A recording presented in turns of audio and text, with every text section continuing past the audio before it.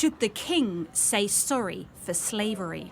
During recent royal tours of the Caribbean, demonstrations directed at the crown, with increasing demands for an apology. He is the single most important person in this process. And I think now is the time, given all that's happening globally with terms of justice, Black Lives Matter, human rights, that it's an appropriate thing for him to do and the right thing for him to do.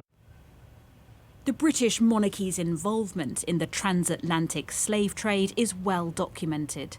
Charles II founded the Royal African Company, one of the biggest slave trading businesses.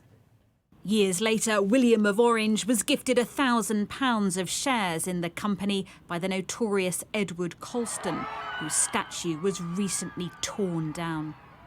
Archives also show links through Edward Porteous from the Bowes-Lyon family, ancestors of the late Queen Mother.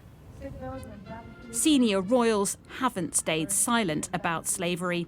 I want to express my profound sorrow. Slavery was abhorrent. But they've stopped short of an apology. I cannot describe the depths of my personal sorrow at the suffering of so many. Some aristocratic families, including the Trevelyan's, have said sorry.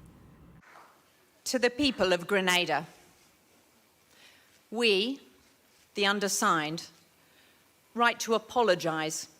Laura Trevelyan says it's now the King's turn. I would hope that the King would do something to make up for the fact that his ancestors sanctioned the slave trade in people at the very beginning. And because he's the King of England, one of the most followed monarchies in the entire world, anything that he does will be hugely significant. Last year, when the Dutch king said sorry, there were celebrations.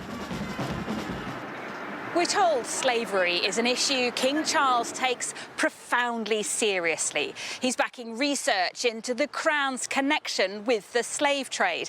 But for many, that's not enough. They want him to take action for the actions of his ancestors. The King now has a decision whether to answer the growing calls for an apology and reparations. Laura Bundock, Sky News.